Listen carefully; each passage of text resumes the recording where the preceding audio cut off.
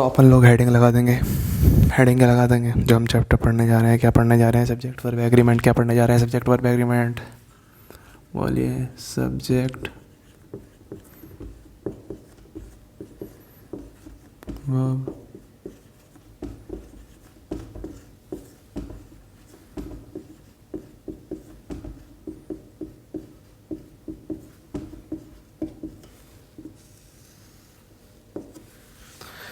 Subject verb agreement. जैसे कि मैंने अभी आपको थोड़ी देर बताया कि ये कुछ नहीं होती है, रिलेशनशिप होती है किसके बीच में?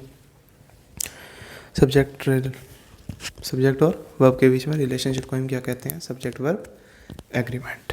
ठीक है बच्चों, बचपन से है ना आप लोगों के दिमाग में एक इमेज बनाई गई है, या जहाँ पर भी आप लोग पढ़े हो या नहीं पढ़े हो, वहाँ पे एक इमेज बन जाती है कि सब्जेक्ट कुछ नहीं होता, सब्जेक्ट एक कर्ता होता है। क्या होता है? सब्जेक्ट कर्ता होता है। ये आपकी इमेज बना रखी है। And all those who created this image that subject is nothing but karta, the doer, those are stupid. Okay? Yes, those guys are stupid. And I am saying this on national level. Those guys are stupid. तो अगर आप मेरी class में पढ़ रहे हो ना, तो आज से पहले जो कचरा या कबाड़ पढ़े हो उसे बाहर निकाल के आ जाओ। Yes, subject work as what? A doer या कर्ता, but it can also be कर्म। ओके, मैं आपको आज ओवरव्यू दूंगा सब्जेक्ट का, उसके बाद आपको पता चल जाएगा सर सब्जेक्ट तो बहुत तरीके से यूज़ हो सकता है। जो चीज़ सब्जेक्ट के लिए यूज़ हो जाती है मैं आपको सबका ओवरव्यू दे दूंगा आज। ठीक है, तो आपको बिल्कुल जुड़े लेना है, बिल्कुल भी क्या हटना नहीं है बात से। ठीक है, मैं आपको चालू करता हूँ। तो सब्जेक्ट, पहली चीज़ जो मैंने यहाँ पे आपको बताया, सब्जेक्ट यहाँ पे लिखना और इसके आगे कर्ता भी लिख देना, क्योंकि आपकी बचपन की आदत है। और क्या करना है इस कर्ता के साथ, जो मैंने अभी बताया आपको, इस कर्ता के साथ क्या करना है? इस कर्ता को आप लोगों को काट देना है, ऐसे बड़ा बड़ा काट देना है। किन के लिए? उन स्टूपिड लोगों के लिए जिन्होंने आपको बताया कि सब्जेक्ट इज़ नथिंग बट कर्ता और doer. No, subject is not a doer. अब मैं आपको डेफिनेशन लिखवा रहा हूँ सब्जेक्ट की। ये बहुत अब देख लो, ये अभी बेस से इतने मतलब आपको मैं ना फ्रॉम अर्थ पढ़ा रहा हूँ। ओके, सब्जेक्ट की आप डेफिनेशन लिखो।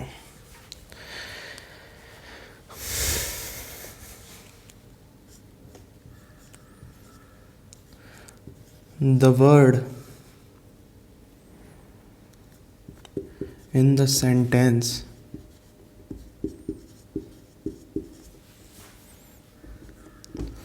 for which verb is come in use, that is said to be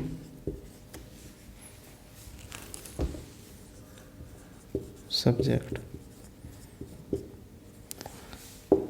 अब इस वीडियो में किसी ने ये कहा कि सर हिंदी में सर लिखवा दो, सर हिंदी में भी तो डेफिनेशन लिखवा दो। तो बेटा इंग्लिश का पेपर है, इंग्लिश में ही आएगा, इंग्लिश में ही समझो। हिंदी के पेपर के लिए पढ़ते हो तो टीचर से ये नहीं कहते हो कि ज़रा मैं इंग्लिश में भी डेफिनेशन लिखवा दो, समझाऊंगा हिंदी में। ठीक है, वो मेरा धर्म है कि मैं आपको हिंदी में समझाऊँ, और आपको हिंदी में नहीं लिखना, आपको इंग्लिश में ही समझना है। ओके, तो मैंने यहाँ पे सब्जेक्ट की डेफिनेशन लिखी, the word and sentence. Sentence का वो वर्ड जिसके लिए वर्ब हमारी यूज़ में आए, वो वर्ड ही हमारा क्या? सब्जेक्ट कहलाता है। हमें ना कर्ता याद रखना, ना हमें कर्म याद रखना, हमें ना डूअर याद रखना, हमें कुछ याद नहीं रखना, हमें सिर्फ ये याद रखना है भैया सब्जेक्ट वो होगा जिसके लिए वर्ब हमारी यूज़ में आ रही है। ठीक है, तो सब्जेक्ट क्या होगा? जिसके लिए हमारी वर्ब यूज़ में आएगी। ठीक है भैया, इस डेफिनेशन को आप लोग लिख लेंगे। ठीक है, इस डेफिनेशन को आप लिख लेंगे और इसके बाद आप एक एग्ज़ाम्पल भी लिखेंगे। इसका क्या एग्ज़ाम्पल है? एग्ज़ाम्पल लिखेंगे,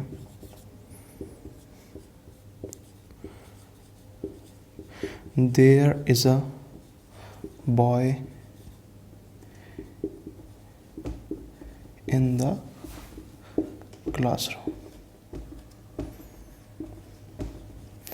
There is a boy in the classroom.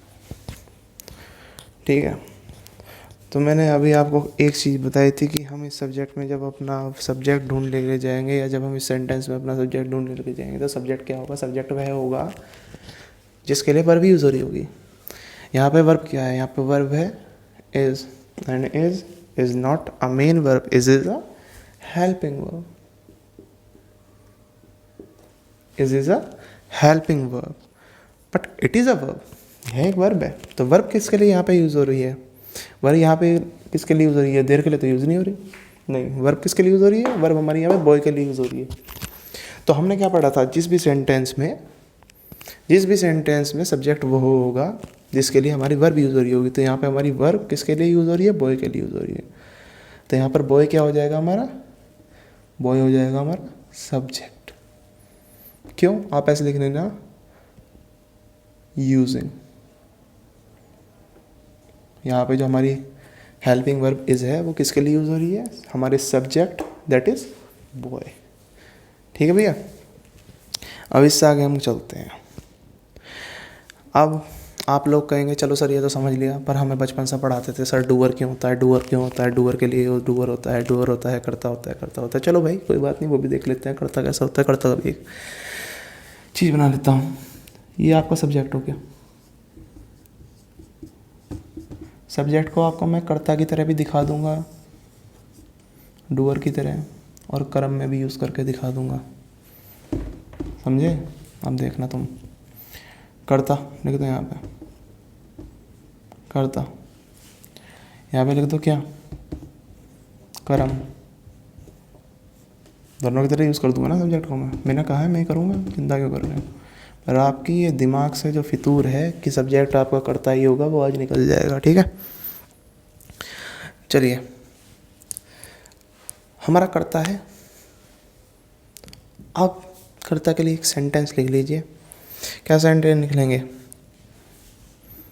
They play football.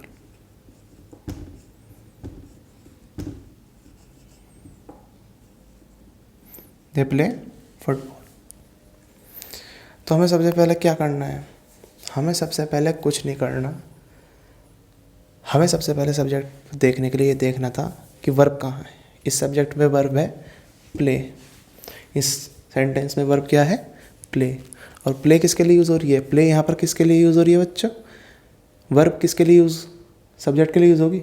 और यहाँ पे प्ले यूज़, खेल कौन रहा है? ऐसे समझो, खेल कौन रहा है? कौन खेल रहा है? दे खेल रहे हैं, वह खेल रहे हैं। तो यहाँ पर ये हमारी क्या हेल्पिंग वर्ब नहीं होगी? ये हमारी यहाँ पर मेन वर्ब है। और ये किसके लिए यूज़ हो रही है? ये यूज़ हो रही है हमारी किसके लिए? दे के लिए। तो दे यहाँ पर हमारा क्या हो गया? सब्जेक्ट। हाँ, अब तुम कह सकते हो yes sir they are playing football, वही तो खेल रहे हैं। तो हाँ, यह यहाँ पर कार्य कर रहे हैं, तो ये यहाँ पर कर्ता हो गए। अब दूसरा सेंटेंस देखो, जो कर्म था हमारा, क्या खेल रहे थे यहाँ पे? कर्ता। ठीक है, हमारा यहाँ पे क्या था? This is our word object football. क्या खेल रहे थे हम? फुटबॉल। अब देखो फुटबॉल कोई क्या, अगले सेंटेंस में फुटबॉल ही जो होगा वो आपका क्या बन जाएगा? सब्जेक्ट बन जाएगा। तो आप आगे से ये नहीं कहोगे कि कर्ता ही हमारा सब्जेक्ट होता है। नो। अब देखो नेक्स्ट एग्जांपल लिख रहा हूँ मैं आपको।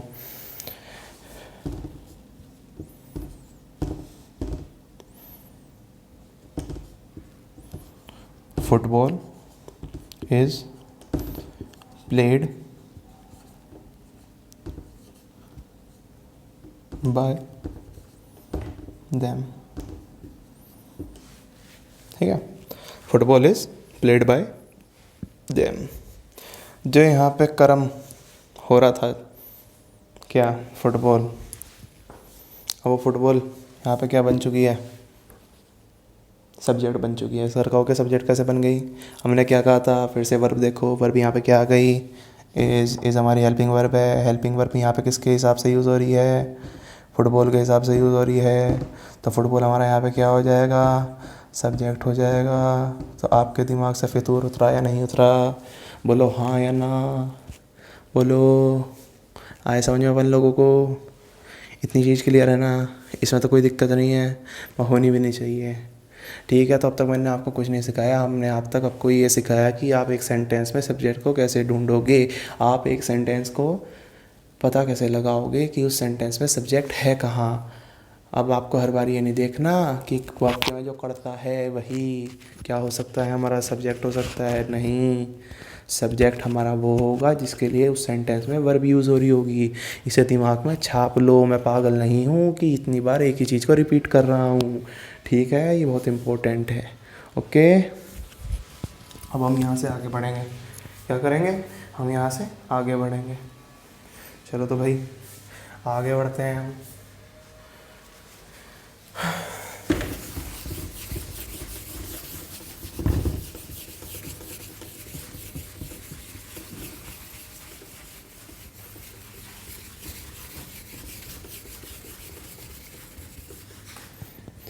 अब यहाँ से हम आगे क्या पढ़ेंगे, हम यहाँ से आगे जो पढ़ेंगे, यहाँ से आगे हम पढ़ेंगे पोजीशन ऑफ सब्जेक्ट। सब्जेक्ट का स्थान सेंटेंस में कहाँ कहाँ हो सकता है।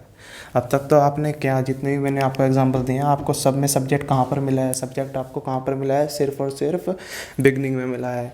पर no, that is not an hard and fast rule कि subject have to be at the starting of a sentence. No, it can be anywhere, it can be in the middle, it can be in the end, and it can be in the beginning. तो उसके ही हम यहाँ पर example देखेंगे। ठीक है, तो heading लगा लीजिए, पोजीशन ऑफ सब्जेक्ट।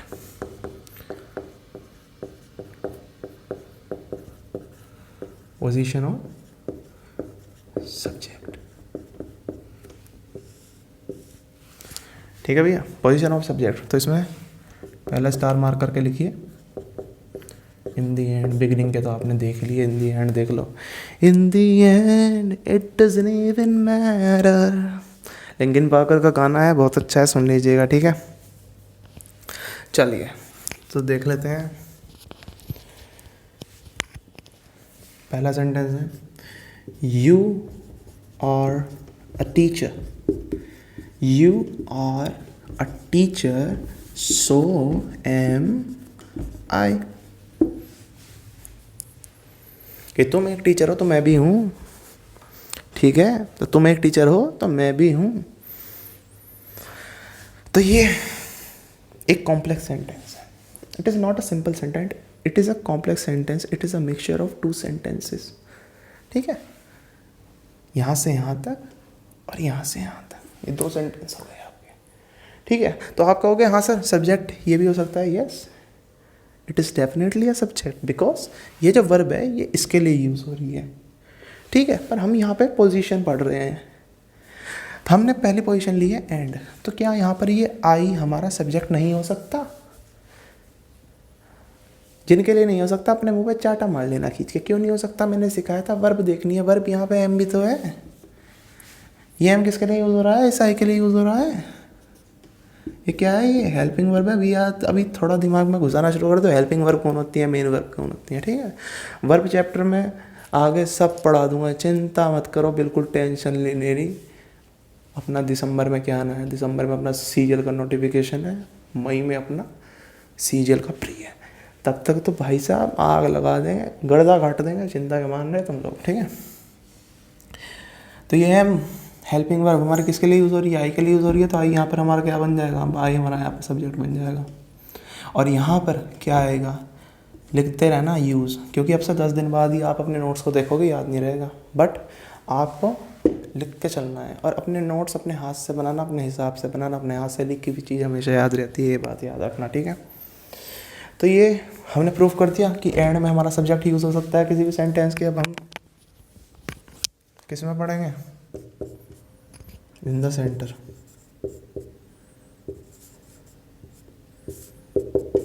हम सेंटर में देख लेंगे कि सेंटर में या इन मिडिल, सेंटर ना लिख के मिडिल लिख लो यार, सेंटर अच्छा नहीं लगता। मिडिल में हम कैसे यूज़ करेंगे? तो मिडिल में कोई बता सकता है? अपने दिमाग में सोचो कि मिडिल में क्या हो सकता है।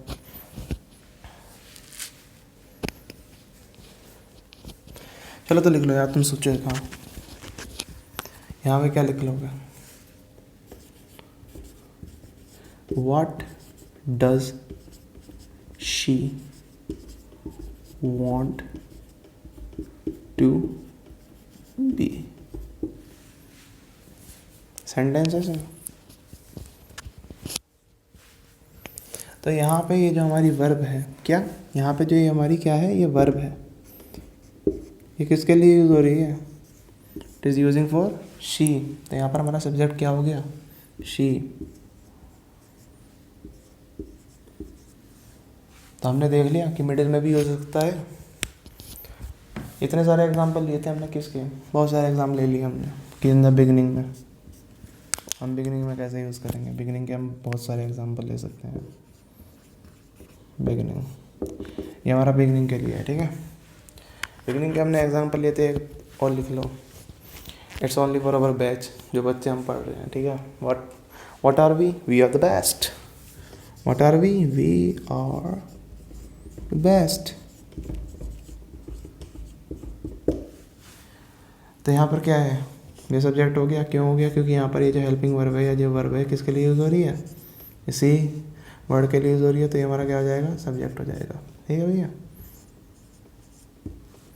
इतनी चीज़ क्लियर हुई। तो ये कि आपके दिमाग से ये चीज़ और हट गई कि सब्जेक्ट किस में आएगा? शुरू में ही आएगा? नहीं, सब्जेक्ट हमारा शुरू में भी आ सकता है, मिडिल में भी आ सकता है, और हमारा एंड में भी आ सकता है। तो हमने ये भी पढ़ लिया।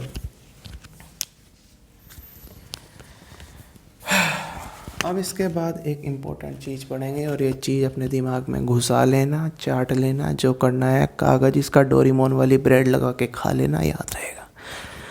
मैं जो सिखाने जा रहा हूँ ये बहुत इम्पोर्टेंट है। इसके ऊपर एरर बन जाती हैं और आप लोगों को पता भी नहीं चलता, और आप लोग क्या करके आ जाते हो? नो एरर लगा देते हो, और आपका क्या बच जाता है? बाजा।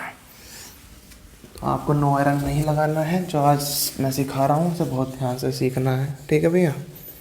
बिल्कुल ध्यान से सीखना है। चलिए, क्या सीखना है हमें? देखिए, अब मैं आपको यहाँ पे बताने जा रहा हूँ कि सब्जेक्ट क्या क्या हो सकते हैं। What can be the subject. Star point करके डाल लो, ऊपर लिख लेना important. What can be the subject. Subject कौन कौन या क्या क्या हो सकता है। हम इंग्लिश में जो मैं लिखने जा रहा हूँ, ये सब वर्ड, जितने ही वर्ड्स हैं, ये बहुत डिटेलिंग में पढ़ेंगे, बहुत डिटेलिंग में। आज मैं बता दूं, अगर मैं अपनी वीडियो डेली अपलोड करूँगा तो अब से 7 महीने में कोर्स ख़त्म होगा। इतना लंबा कोर्स है हमारा, ये बात याद रख लेना। 7 का भी 8वां महीना लग जाएगा, पर 7वें महीने में कोर्स ख़त्म नहीं होने का, ठीक है। ये इतना लंबा कोर्स है क्योंकि मैं कुछ नहीं छोड़ूंगा, कुछ भी नहीं छोड़ूंगा। इसे पढ़ने के बाद कुछ पढ़ना ही नहीं है, बस पेपर में जाओ, पेपर क्लियर हो जाएगा, चिंता मत करो, बस ये पढ़ लेना जो मैं पढ़ा रहा हूँ, ठीक है। तो what can be the subject. So noun, pronoun, adjective, verb, adverb,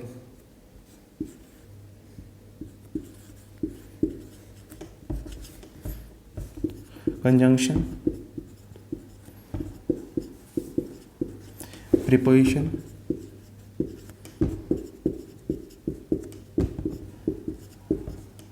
interjection,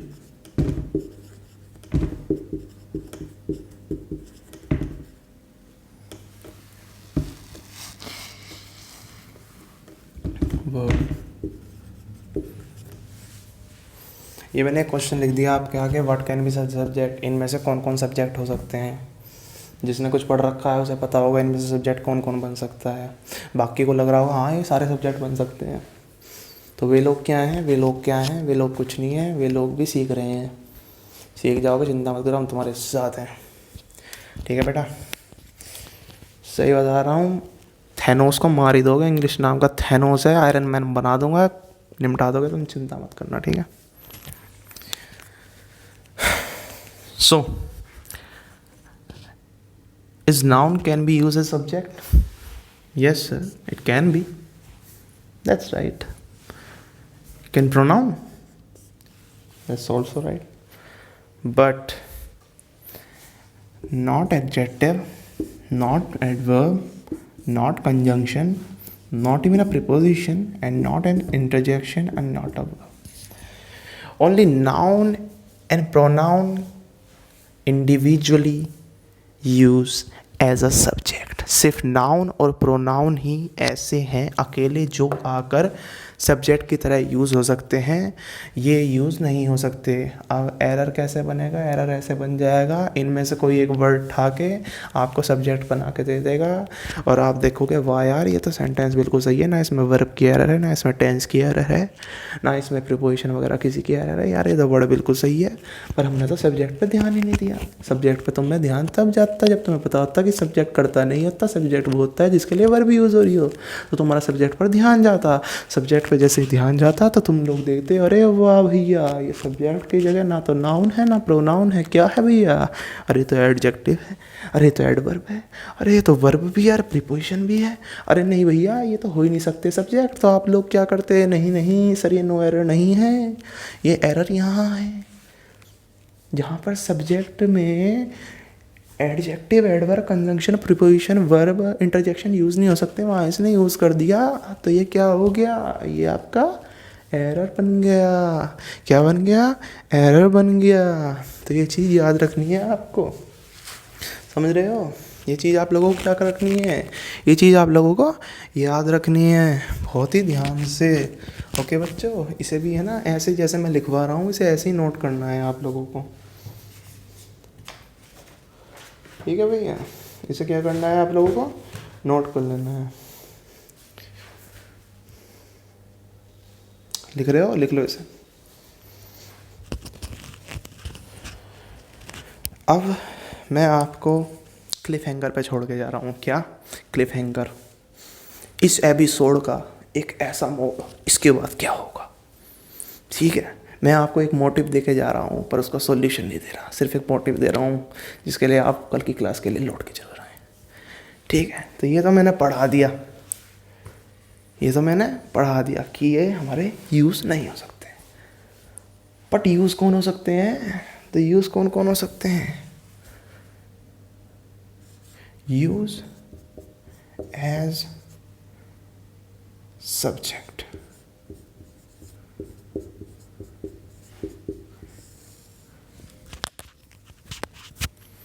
तो first noun, second pronoun, third the plus adjective, fourth question word, question word plus to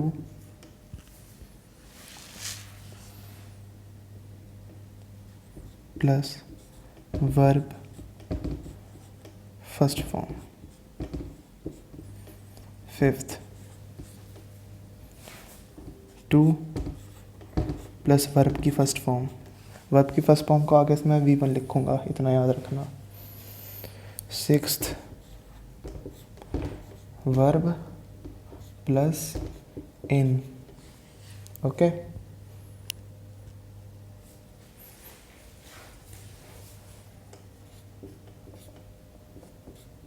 that plus subject plus verb.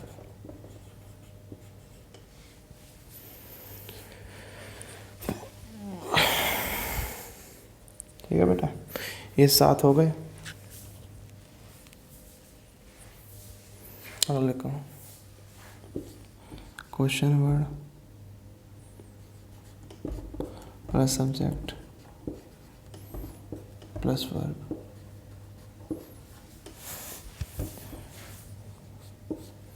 9th लिखो all plus date plus subject plus verb. और आखिरी 10th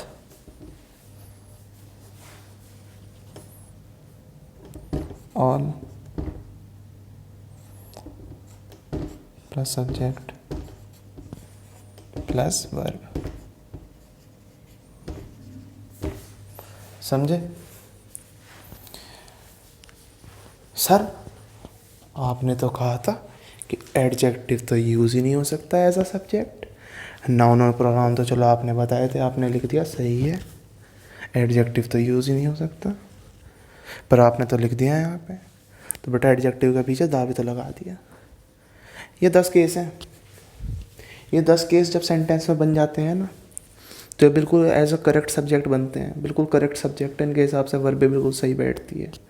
और इनका answer हमेशा क्या लगता है? नो एरर लगता है। पर आप लोग एरर लगा के आते हो, क्योंकि आप जब इसे पढ़ते हो, जब बोलते हो, तो काने को सुनने से है ना अच्छा नहीं लगता। तो आप लोग इसे क्या लगा के आ जाते हो? एरर लगा देते हो इसमें। ठीक है, क्योंकि आपने सुना ही नहीं आज तक, ये चीज़ पढ़ी नहीं होंगी कि ये सब्जेक्ट में ऐसे यूज़ हो सकती हैं। क्वेश्चन वर्ड के साथ 2 + V बना के सब्जेक्ट बन जाएगा। किसने नहीं पढ़ाया होगा भाई? हम पढ़ाएंगे, सबके एग्जाम्पल दूंगा, सब ध्यान से समझाऊंगा। यही आपका क्लिफ हैंगर है। इसे ध्यान से पढ़ना, जो आज की क्लास में पढ़ाया है इसे रोज़ रिवाइज करना है। वो वर्ड जो हैं वो रोज़ के रोज़ याद करके चलने हैं। अगर ये कर लोगे तो कुछ बन जाओगे, बहुत कुछ समझ जाओगे, इंग्लिश के बादशाह बन जाओगे। नहीं करोगे तो मेरी क्लास आती रहेंगी, तुम लोग पढ़ते रहना, नोट्स मत बनाना, आगे तुम्हारी मर्जी। ठीक है भैया? Okay, so that's all for today, guys. A very nice good evening who is watching it in evening, and for those in morning, a good morning, and those for in afternoon, a good noon to you. So this is me, Abhinav Nirwal, signing off. Tata, bye bye.